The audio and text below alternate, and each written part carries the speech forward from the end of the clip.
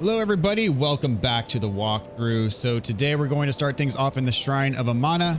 We just got there at the end of the previous episode.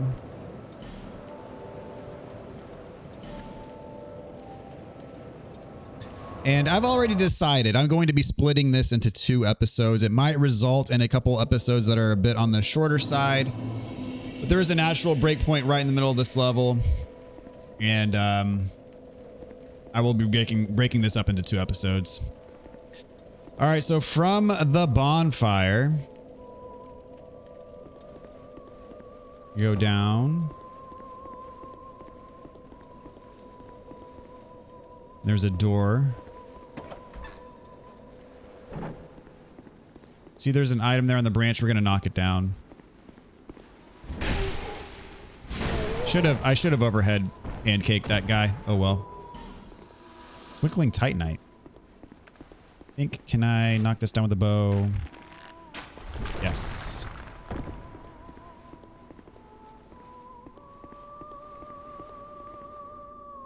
All right, so carry on down the path. We're gonna see a basilisk down here next to a treasure chest. The treasure chest is wooden, so I'm gonna take him out here because I don't want to accidentally break the chest.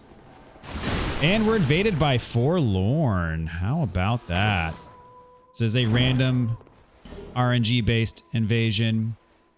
Got a wilted dusk herb and skeptic spice inside that chest. I'm gonna go over here for a little bit more room to fight Forlorn. I don't want to be fighting him on this cliffside. Come on, buddy. So check this out. Just completely pancakes him. Gets back up.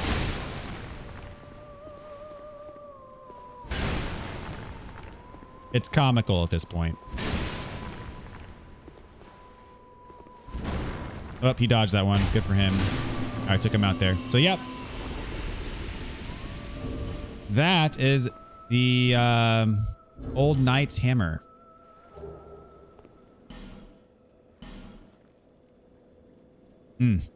So good. Alrighty. We got a Forlorn invasion. Very nice. So I want to go under the stairs here. Pop a life gem. Get that health back up. So yeah, this is another area where the density of enemies is a bit absurd. You see, this one has a shining aura around it. It means that he's not going to aggro till we get really close. The reason why he has the shiny aura is because of the singing. There are areas where the singing stops, and when the singing stops, those enemies are going to be much more aggressive, and that glowing aura around them is not going to be there, so they're going to be harder to see under the water. Our large soul of a nameless soldier there. So another problem with this place is I mentioned the enemy density. Also, another problem happens to be some of these enemies, many of the enemies, I should say, can fire projectiles. So you also have to be careful because there are cliffs where you can fall off the edge. So make sure your camera is tilted in such a way where you can see the ground so you don't accidentally walk off the edge.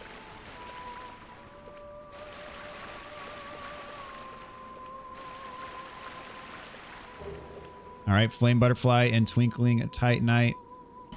That's the item that we knocked down earlier from the branch. So one thing we're going to be doing a bit later is using torches, because if you use a torch, you can more clearly see where the edge is. And there are spots where, yes, you can fall off the edge. All right, so over here is going to be a treasure chest that is very hard to see. In fact, just to be cautious, I am going to use a flame butterfly, even though it means I'm not going to be able to use my weapon because I can't one-hand this weapon because we don't have the strength for it.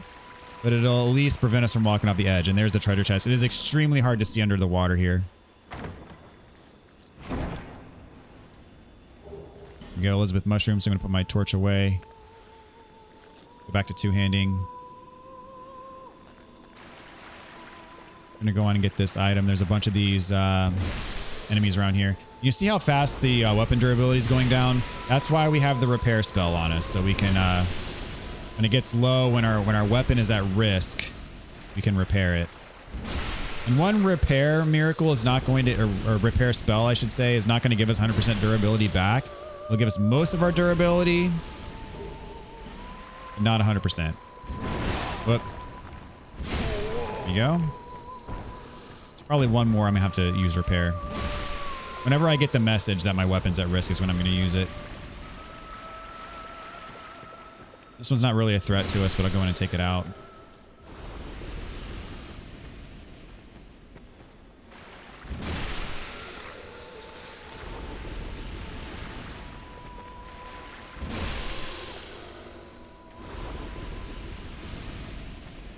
This one dropped a bleed stone.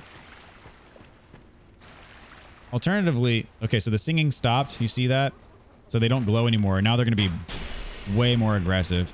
2 arrows takes them out also, so that does work as well.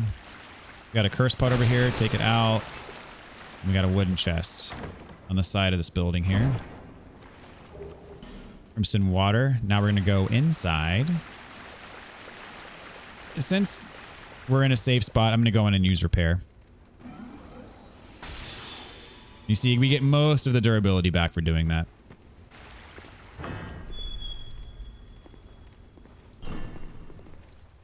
All right. Talk to the NPC. And stop singing. We are Milfanito. We are here to sing to those bound by... We will sing here forever. We know nothing of... And why should we? Do you seek king? But what is a king? We know nothing of the world, for we will never leave. When we sing, the little ones grant comfort to those who bear. This is what. Is there anything? Perhaps this will. All right, get a smooth and silky stone. This is all that we can do. When we sing, the little ones. This. She talks about the little ones. Those are the enemies I was talking about earlier that are less aggressive when the singing is going on. For some reason, she stops when we get close to her little house here. All right, so we're going to move ahead.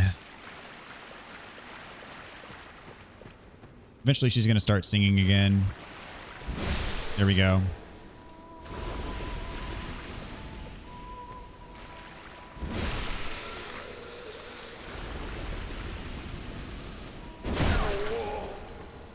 Took a shot there. That's fine. Oh, the other one's coming. Hopefully I can get this. Nope. Still healed me all the way, though.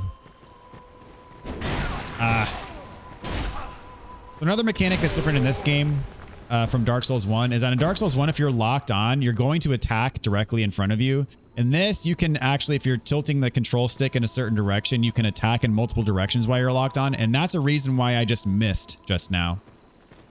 I missed that attack. Old Radiant Life Gem. Soul of a Lost Undead and Skeptic Spice. Got a few more pickups over here.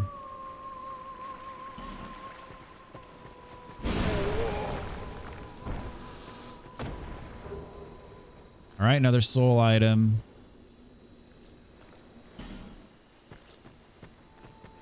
And these enemies aren't going to be attacking me. I'll kind of leave them be. Now there is a wooden treasure chest over here. So I am going to get rid of this one so I can get the treasure. And this is where the fun begins. In this next area.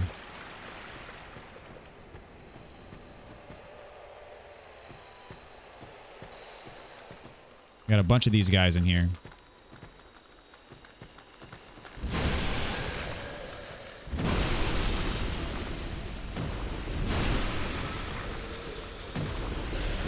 Whoop.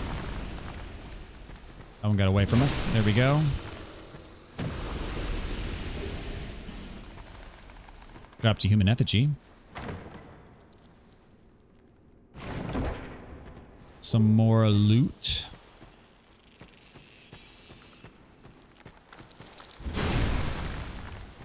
So yeah, we're one-shotting just about every small enemy.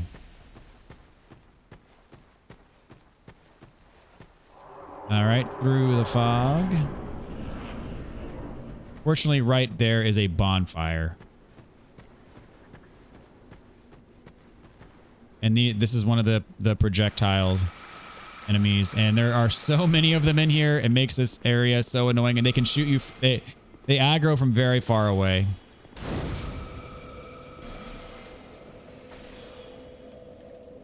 All right, there is an invisible hollow outside here.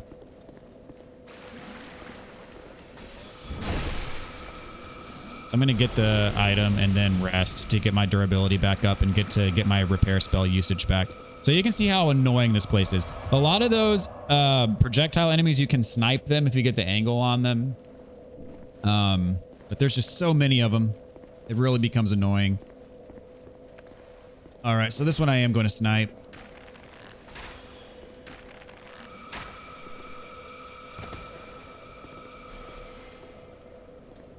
And they just spam.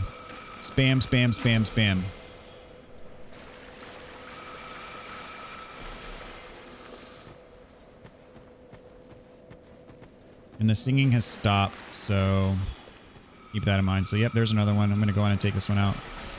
The thing about this area is you can be so careful, take out all of the enemies, and then if you die, everything respawns and you can lose like 10, 15, 20 minutes of progress for being meticulous and killing everything. You can lose it all so quickly and it can be absolutely devastating. So another mage over here. Let's see. Fortunately, my arrow got caught there. There we go.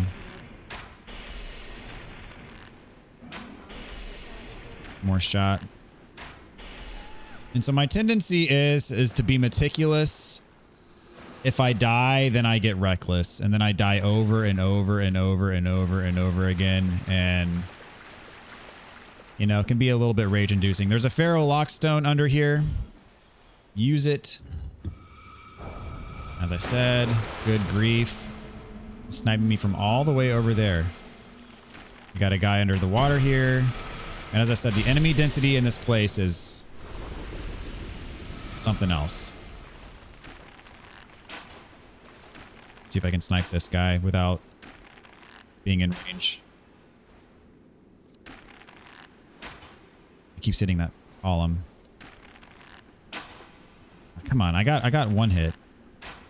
There we go. When I say hit the column, I mean hit the air next to the column. All right. Now we can go through here.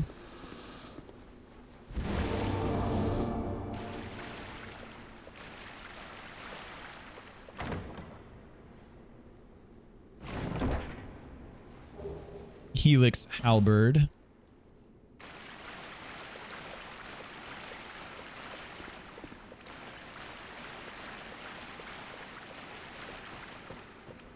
All right. So now we're going to be on the main path again. I'm going to lure this guy over here. He's slow. And he's got the same weapon we got.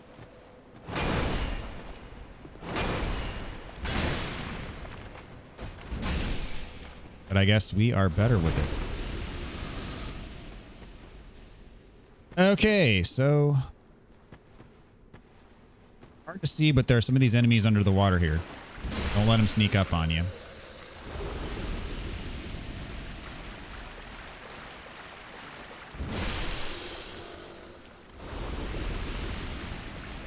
As I said, I'm trying my best to be meticulous here. And that'll be all well and good until I die. Then I might get a little bit ragey. Okay. So we're going to go inside here. I'm going to snipe this enemy.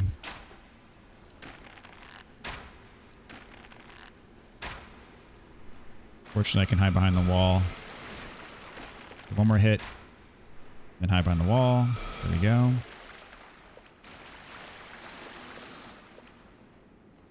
And there is a hidden moth up here.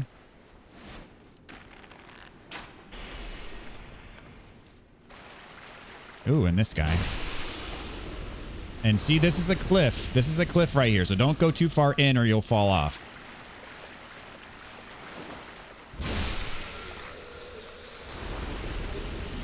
Okay, got a twilight herb. So now back to the main path. There's gonna be a caster in here.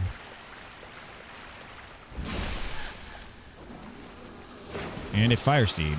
And another caster. This one I'm gonna run up to. Go the old-fashioned way. Alright. So this path we don't want to go down yet. We're gonna leave that for later. Just make sure we're on solid ground here. So we do not want to fall off and lose everything. And again, being extra careful. Okay, dodge this spell. It'd be one thing if A, they couldn't hit you from as far, or if they didn't aggro to you from as far as they do, or B, if the spell wasn't homing. That would make a big difference as well. Or C, if there weren't so many of them.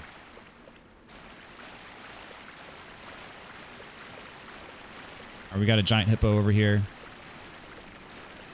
Another caster over here, though, before we aggro the hippo. And more of the water beast things. A lot on our plate. Couldn't tell. Oh, meant to roll there. I thought that was going to hit the wall. Dang it. All right.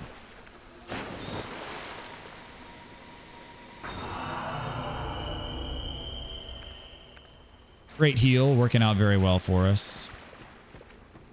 All right, now it's hippo time. Make sure you don't get grabbed.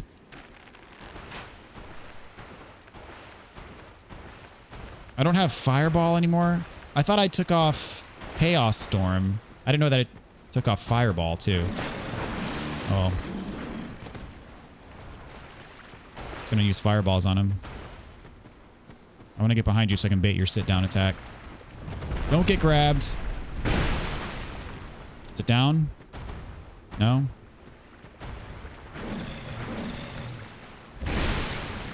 There you go.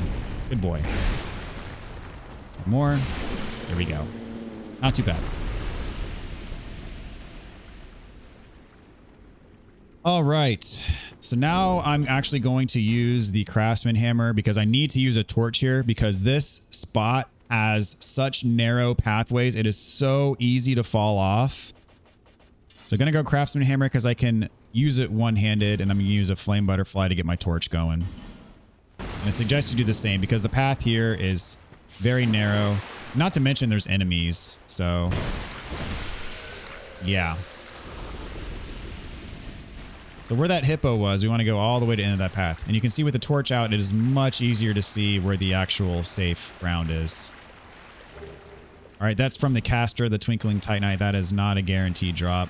So make sure you very carefully watch your footing here. Because, see, there's columns up there. Like some of the columns, the ground's on one side of it. Other columns, the ground's on the other side of it. And it is just so easy to fall off. And there's important stuff down here for us. And along the way, there's enemies, of course. So I know this is going to take out my torch, but I have more flame butterflies. I'm going to snipe this. And I'm going to stay in the same spot because I don't want to accidentally roll off. Even if it means that I get hit, I don't care. Okay, so I got the kill before. Being very careful. I get my craftsman hammer back out. Use another flame butterfly. I've got plenty of them. So yes, we definitely want to go down and get this treasure. This is for Sunlight Blade. We actually get another Estus Flask shard, but our Estus Flask is maxed out at 12 heals. So see, look at this. You go on this side of the pillar, you're fine. You go on that. You stay on this side. For this pillar, you fall off.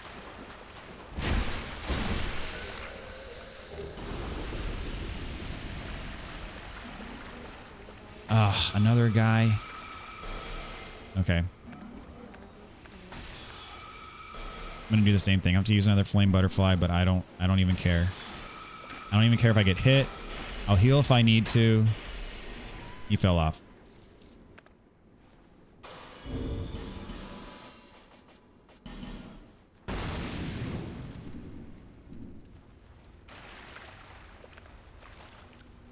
Yeah, I meant to leave fireball on. Unless does repair take 2 slots? It might take 2 slots. I can't remember. Okay. We made it. Estus Flask Shard. And in here, we have Sunlight Blade, which is why we leveled up our faith all the way to 36. Imbues our weapon with lightning. So it'll be slightly more powerful for us than Dark Weapon. And there are more enemies and bosses in this game that are weak to lightning than weak to dark. So it'll help us. All right. Success. At least for now. I'll get back to the main path here. All right. So we're going to go inside this building. I'm going to put my big boy hammer back on.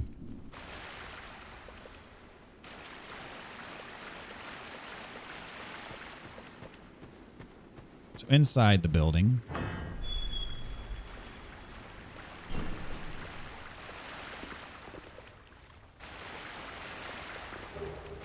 Large Silver Proud Knight, Old Radiant Life Gem, and a Smooth and Silky Stone. And you can summon if you want. Not a bad idea to summon help in here because this place sucks. So. Alright, so over here are going to be some cursed jars. And I'm actually going to shoot them with iron arrows. Because I don't want to be having to roll through them. You can kind of see them sticking out of the water there. And I don't want to have to worry about rolling through them up there, getting cursed, and maybe falling off the edge, which would also be bad. We've come so far, and by golly, I'm using another flame butterfly. I am erring on the side of caution. And trust me, it is worth doing so. Ah, my menu is still up. Oh, my bow's still out. That's a problem. That'll be... Alright. A little bit of a sketchy situation there. Alright. But we live to see another day. That's the important part. Okay, flame butterfly time.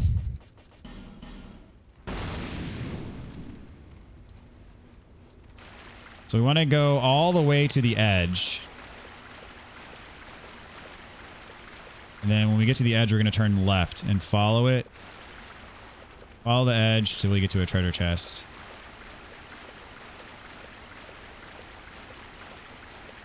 There it is. Wonderful. Get Fire Tempest. That's important if you're going for all the trophies.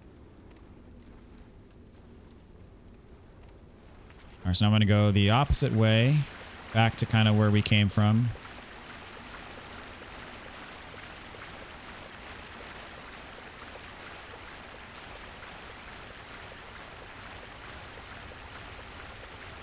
There's going to be some more enemies.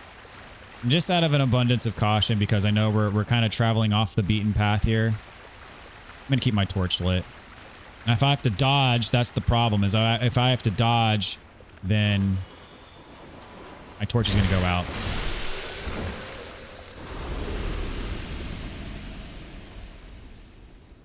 Still locked onto this one out there. I'm not going to use my bow. You see here, that's death, I think. Off to the side. Make sure that we're staying on the straight and narrow here. We're getting chased all over by these things.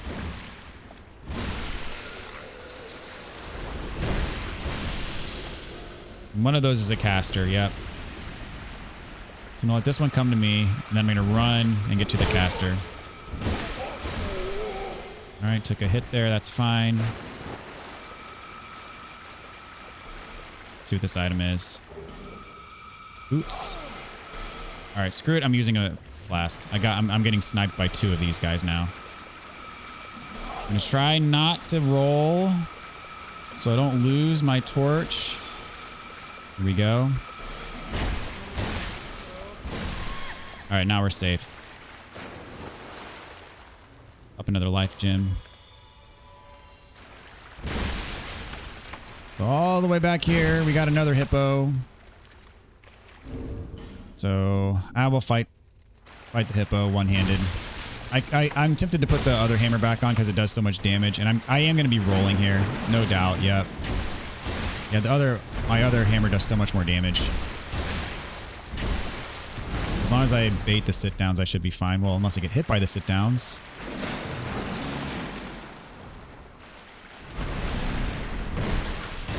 All right, take him out here. There we go. And I'm gonna, well, before I burn another flame butterfly, I'm gonna snipe this other caster out here. See, without the flame butterfly, it's much harder to see the ground. Where was that other caster? Over here? Is it you? Or was it someone else?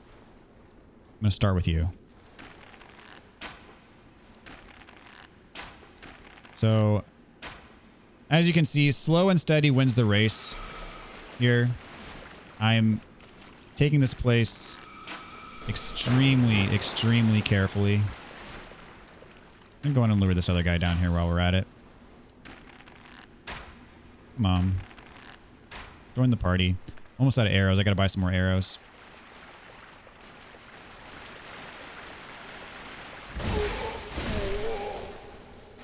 Alright. And, you know, as you can imagine, if you die here, like, especially if you die back here, you've worked so hard to make your way through all of this junk. You die, like, back here, and all these enemies respawn. Oh, it is just the worst. It is the worst. And then you find yourself trying to rush past the enemies, and then you have, like, 50 people trying to shoot you at the same time. All right. Life ring +2. And we've come so far. I am not going without a light here.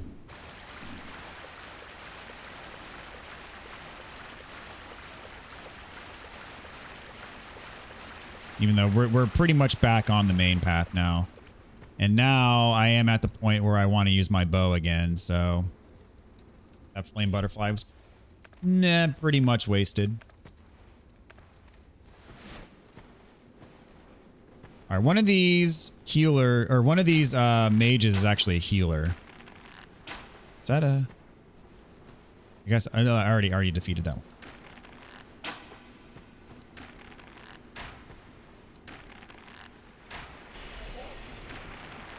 I was a little greedy to get one more shot off, but it worked. Still alive, huh? There we go.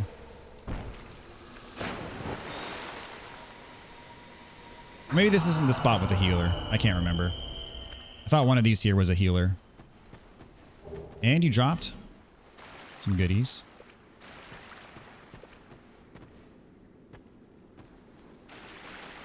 All right, up at the top of that is some alluring skulls. We're going to get up there.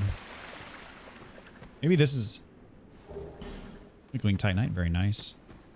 Good place to farm Twinkling Titanite if nothing else. This is the healer. This one's the healer.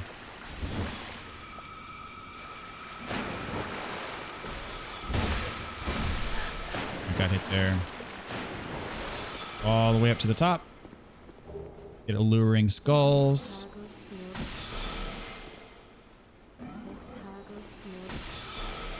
Plunging attack on this one. There we go. All right, and this is probably the best I've ever done in this area. 0 deaths. That is a first for me, honestly, in the Shrine of Amana, so I'll take it. So we're not going to go in the fog wall quite yet. You hug the wall to the right here. I mean, really close. You see where the cliff is right there? An item here. Soul of a Hero and Divine Blessing.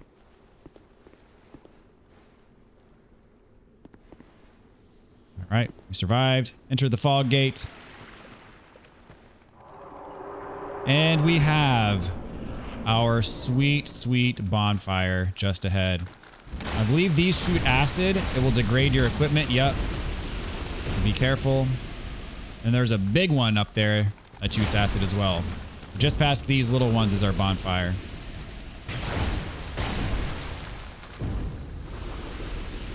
See the big one up there? But before that,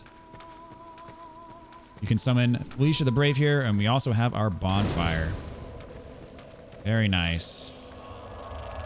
So this is where this is going to be our break point in the Shrine of Amana, and I was thinking this was going to be a very quick episode, but it ended up taking about a half hour, which works. And I guess that makes sense because of how slow and deliberately I'm taking this area, because I do not want to die. So one thing we're going to do is we're going to attune. And no, I don't know why I lost my fireball. That's weird. So I'm going to put that back on, and then instead of dark weapon, aha, we can do sunlight blade. You see, it requires 36 faith. We're going to throw that on as well, and level up. Bearer of the curse, until hope.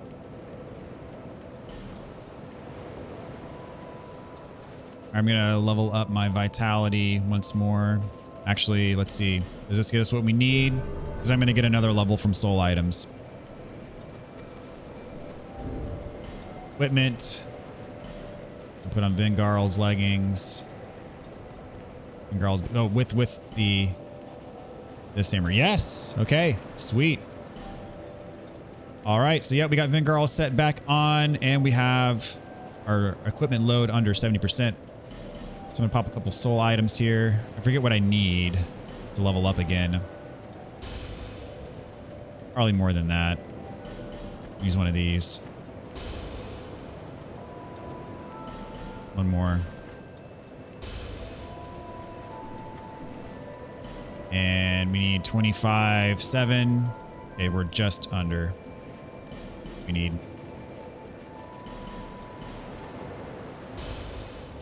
There we go. Bearer.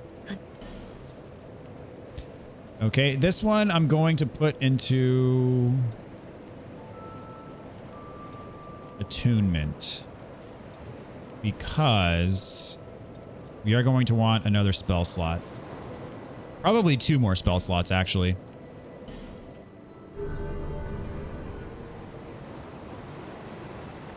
And while I'm remembering, while we're talking stats, I'm going to need to get int up to 20, because coming up there's going to be a quest line that we're going to need 20 intelligence for. That's not till a little bit later. All right, so that's going to do it for now. Next episode, we're going to finish off the Shrine of Amana and move on to the next area. So very nice. Appreciate y'all watching. Hope you found this helpful. Stay tuned for the next one. Take care, everybody.